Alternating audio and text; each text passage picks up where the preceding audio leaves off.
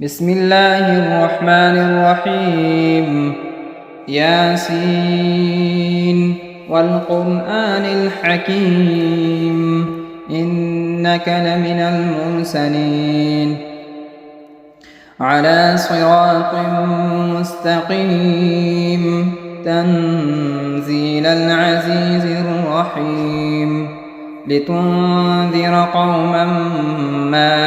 أنذر آباؤهم فهم غافلون لقد حق القول على أكثرهم فهم لا يؤمنون إنا جعلنا في أعناقهم أغلالا فهي إلى الأذقان فهم مقمحون وجعلنا من بين أيديهم سدا ومن خلفهم سدا فأغشيناهم فهم لا يبصرون وسواء عليهم أأنذرتهم أم لم تنذرهم لا يؤمنون إنما تنذر من اتبع الذكر وخشي الرحمن بالغيب فبشره بمغفرة وأجر كريم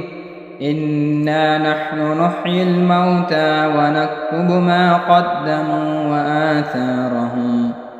وكل شيء أحصيناه في إمام مبين واضرب لهم مثلا أصحاب القرية إذ جاءها المرسلون إذ أرسلنا إليهم 2 فكذبوهما فعززنا بثالث فقالوا إنا إليكم مرسلون قالوا ما أنتم إلا بشر مثلنا وما أنزل الرحمن من شيء إن أنتم إلا تكذبون قالوا ربنا يعلم إنا إليكم لمرسلون وما علينا إلا البلاغ المبين قالوا إنا تطيرنا بكم لئن لم تنتهوا لنرجمنكم وليمسنكم منا عذاب أليم قالوا طائركم معكم أئن ذكرتم بل أنتم قوم مسرفون وجاء من أقصى المدينة رجل يسعى قال يا قوم اتبعوا المرسلين اتبعوا من لا يسألكم أجرا وهم مهتدون وما لي لا أعبد الذي فطرني وإليه ترجعون أأتخذ من دونه آلهة إن يردني الرحمن بضر لا تغن عني شفاعتهم شيئا ولا ينقذون إني إذا لفي ضلال مبين إني آمنت بربكم فاسمعون قيل ادخل الجنة قال يا ليت قومي يعلمون بما غفر لي ربي وجعلني من المكرمين وما أنزلنا على قومه من بعده من جند من السماء وما كنا منزلين إن كانت إلا صيحة واحدة فإذا هم خامدون يا حسرة على العباد ما يأتون يأتيهم من رسول إلا كانوا به يستهزئون ألم يروا كم أهلكنا قبلهم من القرون أنهم إليهم لا يرجعون وإن كل لما جميع لدينا محضرون وآية لهم الأرض الميتة أحييناها وأخرجنا منها حبا فمنه يأكلون وجعلنا فيها جنات من نخيل وأعناب وفجرنا فيها من العيون ليأكلوا من ثمره وما عملته أيديهم أفلا يشكرون سبحان الذي خلق الأزواج كلها مما تنبت الأرض ومن أنفسهم ومما لا يعلمون وآية لهم الليل نسلخ منه النهار فإذا هم مظلمون والشمس تجري لمستقر لها ذلك تقدير العزيز العليم والقمر قدرناه منازل حتى عاد كالعرجون القديم لا الشمس ينبغي لها أن تدرك القمر ولا الليل سابق النهار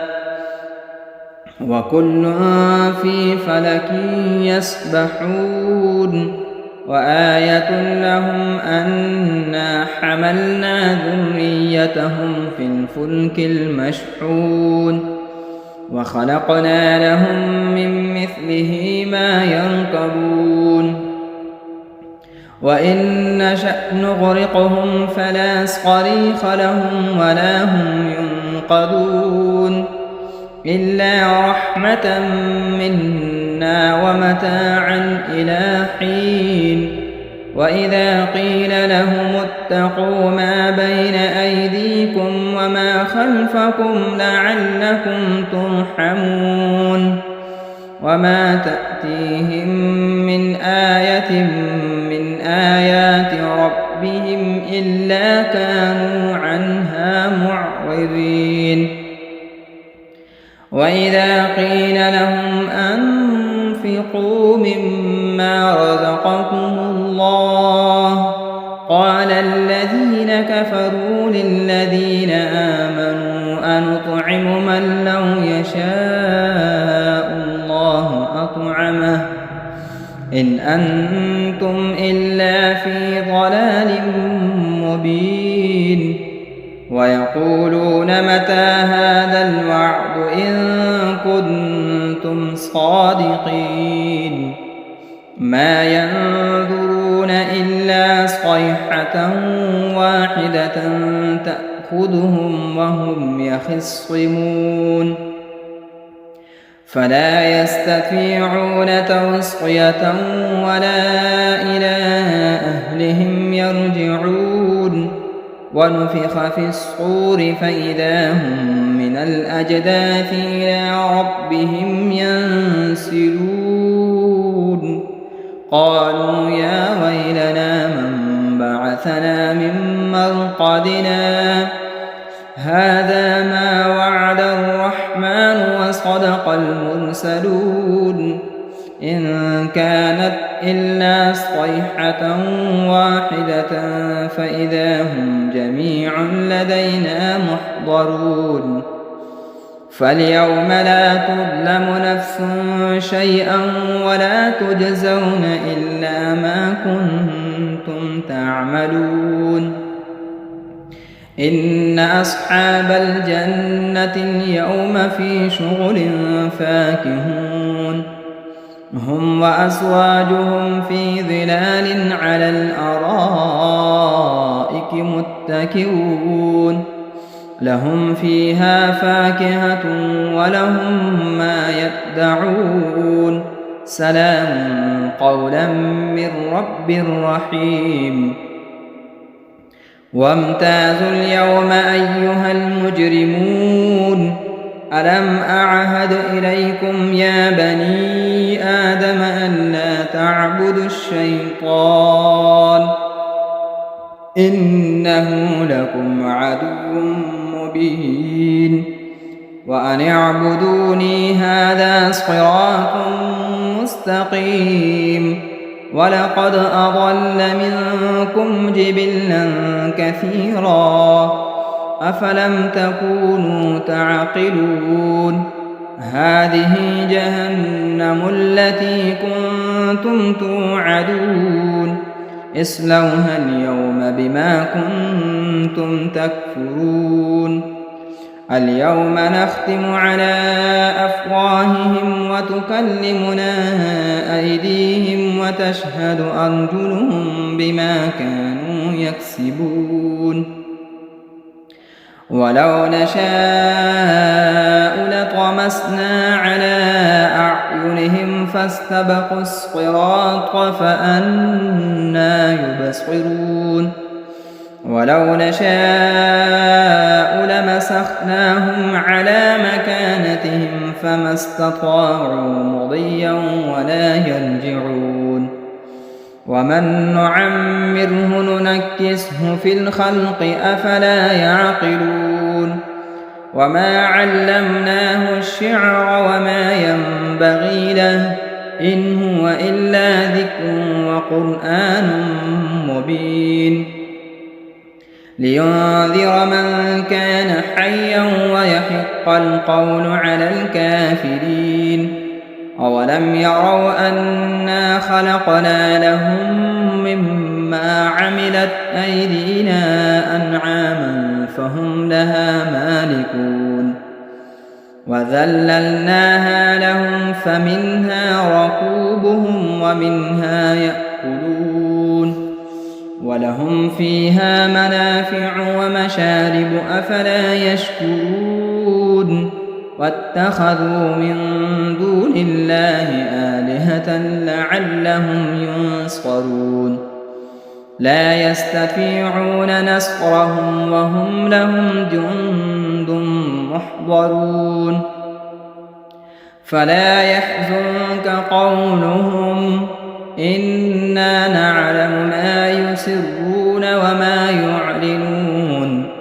أولم ير الإنسان أنا خلقناه من نطفة فإذا هو خصيم مبين وضرب لنا مثلا ونسي خلقه قال من يحيي العظام وهي رميم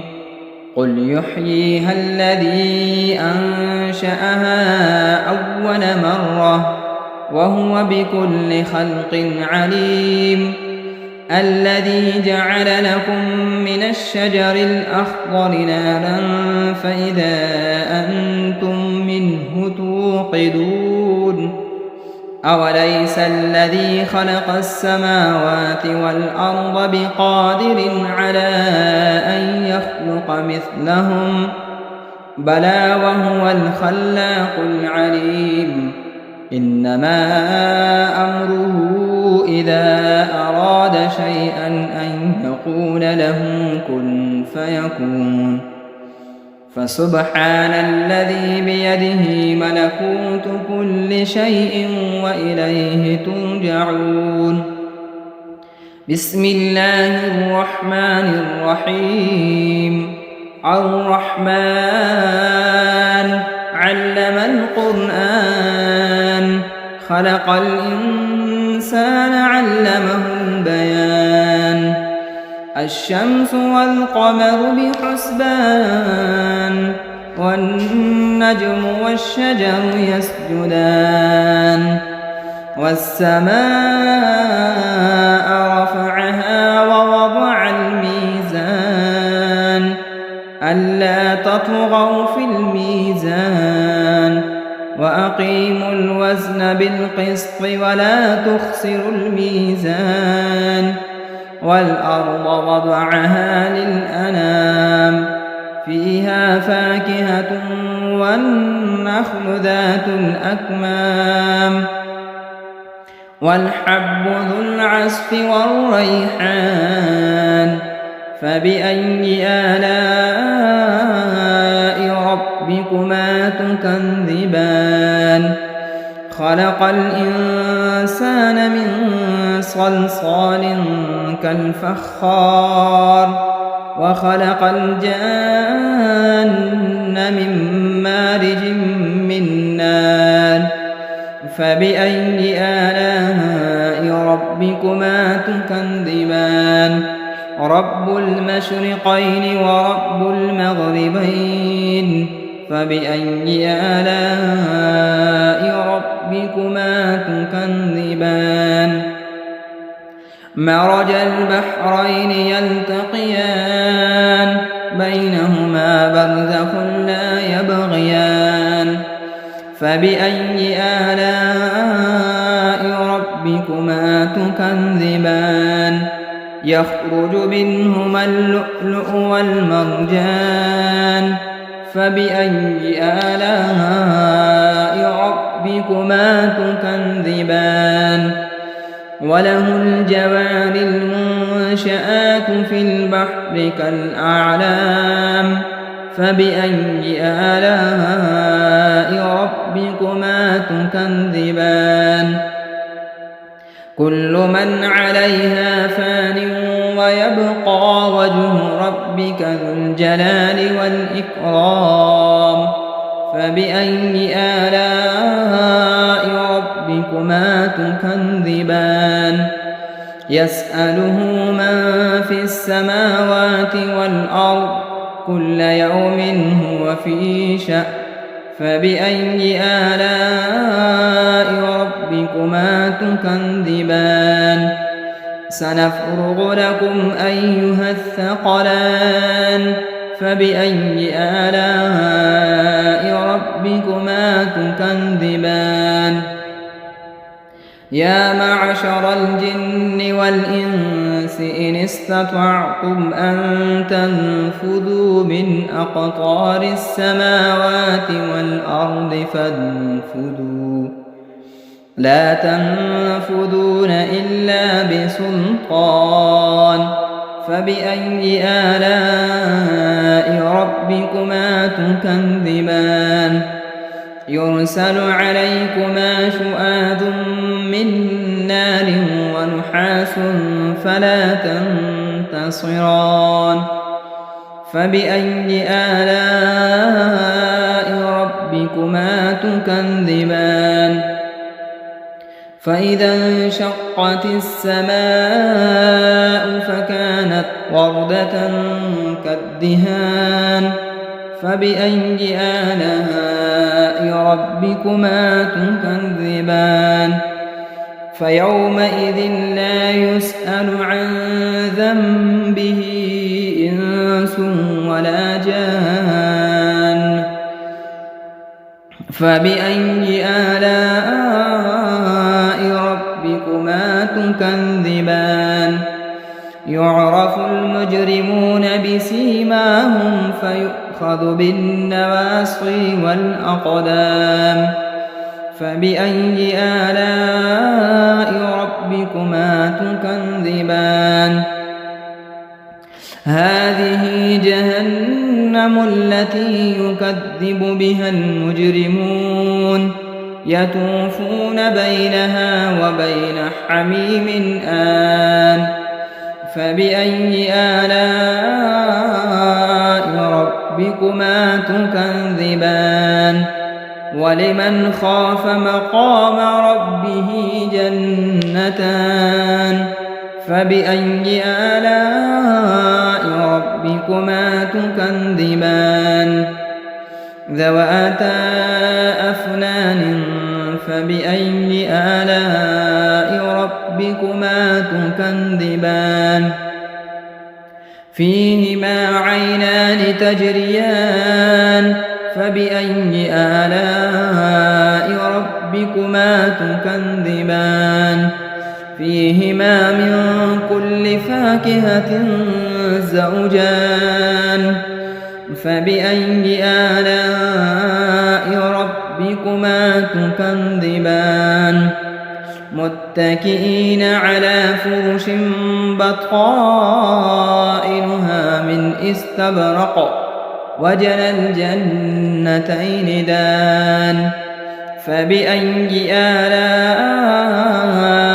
ربكما تكذبان فيهن قاصرات الطرف لم يطمثهن إنس قبلهم ولا جان فبأي آلاء ربكما تكذبان كأنهن الياقوت والمرجان فبأي آلاء ربكما تكذبان هل جزاء الإحسان إلا الإحسان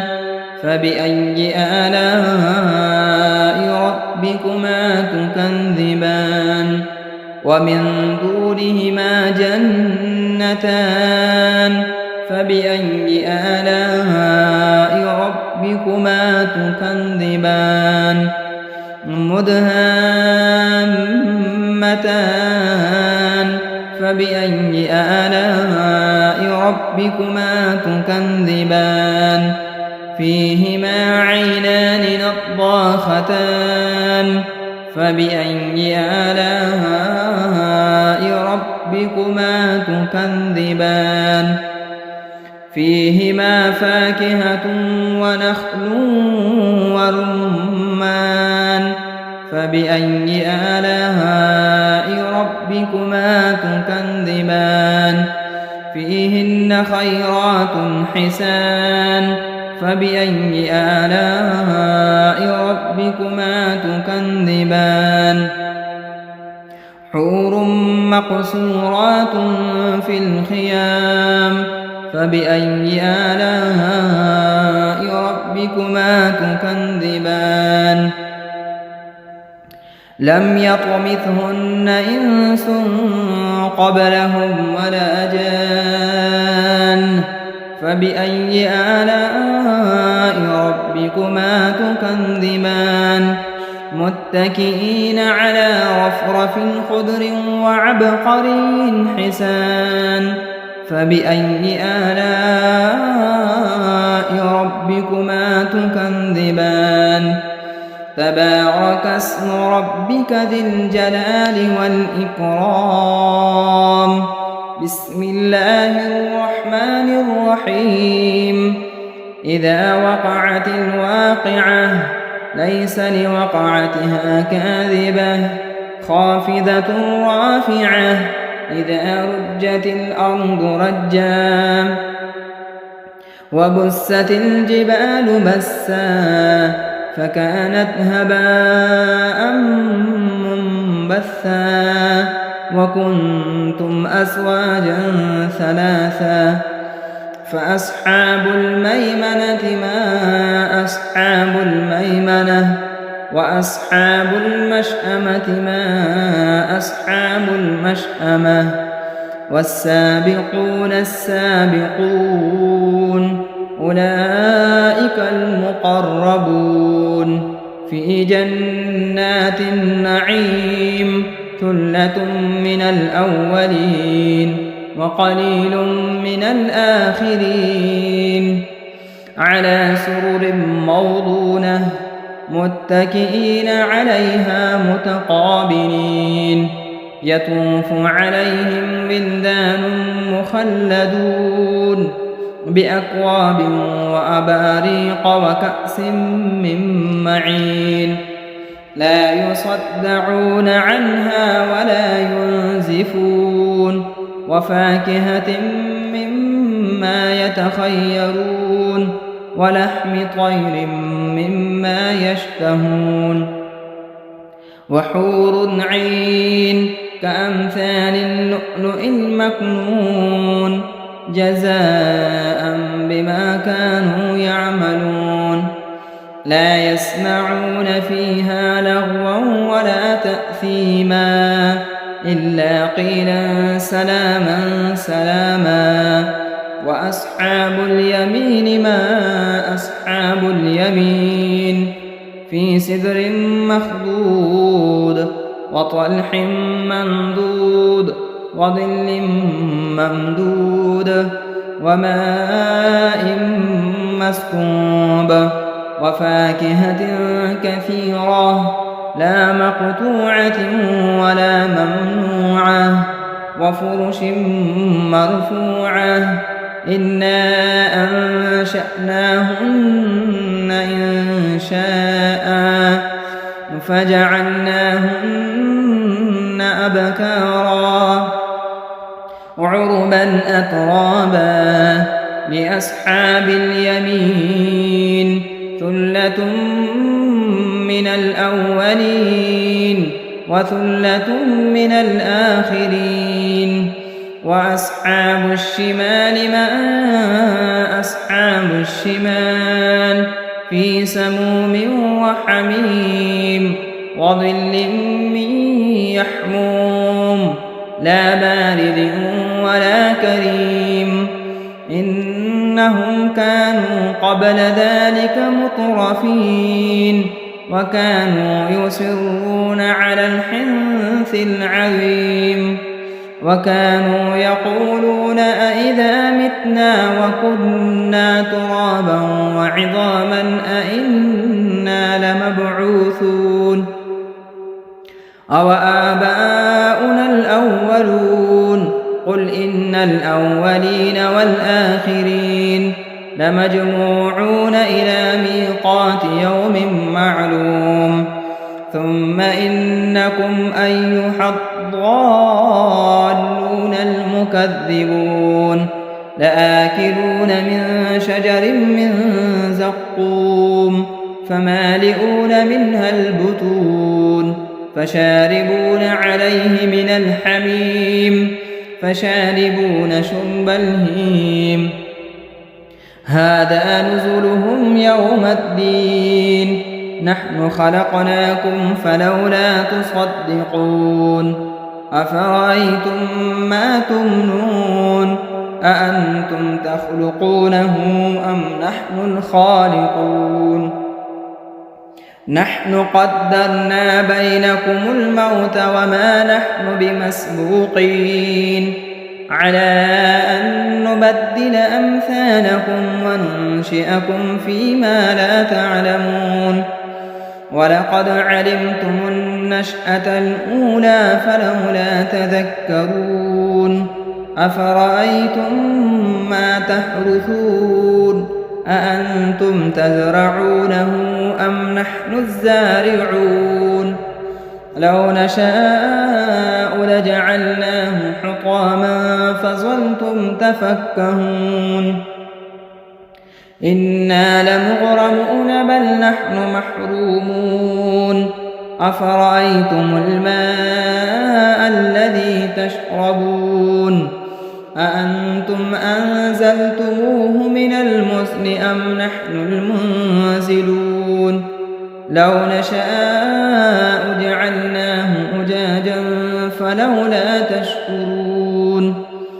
أفرأيتم النار التي تورون أأنتم أنشأتم شجرتها أم نحن المنشئون نحن جعلناها تذكرة ومتاعا للمقوين فسبح باسم ربك العظيم فلا أقسم بمواقع النجوم وإنه لقسم لو تعلمون عظيم إنه لقرآن كريم في كتاب مكنون لا يمسه إلا المطهرون تنزيل من رب العالمين أفبهذا الحديث أنتم مدهنون وتجعلون رزقكم أنكم تكذبون فلولا إذا بلغت الحلقوم وأنتم حينئذ تنظرون ونحن أقرب إليه منكم ولكن لا تبصرون فلولا إن كنتم غير مدينين ارجعونها إن كنتم صادقين فأما إن كان من المقربين فروح وريحان وجنة نعيم وأما إن كان من أصحاب اليمين فسلام لك من أصحاب اليمين وأما إن كان من المكذبين الضالين فنزل من حميم وتصلية جحيم إن هذا لهو حق اليقين فسبح باسم ربك العظيم بسم الله الرحمن الرحيم تبارك الذي بيده الملك وهو على كل شيء قدير الذي خلق الموت والحياة ليبلوكم أيكم أحسن عملا وهو العزيز الغفور الذي خلق 7 سماوات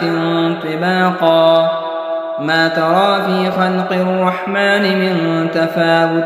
فارجع البصر هل ترى من فتور ثم ارجع البصر كرتين ينقلب إليك البصر خاسئا وهو حسير ولقد زينا السماء الدنيا بمصابيح وجعلناها رجوما للشياطين وأعتدنا لهم عذاب السعير وللذين كفروا بربهم عذاب جهنم وبئس المصير إذا ألقوا فيها سمعوا لها شهيقا وهي تفور تكاد تميز من الغيظ كلما ألقي فيها فوج سألهم خزنتها ألم يأتكم نذير قالوا بلى قد جاءنا نذير فكذبنا وقلنا ما نزل الله من شيء إن أنتم إلا في ضلال كبير وقالوا لو كنا نسمع أو نعقل ما كنا في أصحاب السعير فاعترفوا بذنبهم فسحقا لأصحاب السعير إن الذين يخشون ربهم بالغيب لهم مغفرة وأجر كبير وأسروا قولكم أو اجهروا به إنه عليم بذات الصدور ألا يعلم من خلق وهو اللطيف الخبير هو الذي جعل لكم الأرض ذلولا فامشوا في مناكبها وكلوا من رزقه وإليه النشور أأمنتم من في السماء أن يخسف بكم الأرض فإذا هي تمور أم أمنتم من في السماء أن يرسل عليكم حاصبا فستعلمون كيف نذير ولقد كذب الذين من قبلهم فكيف كان نكير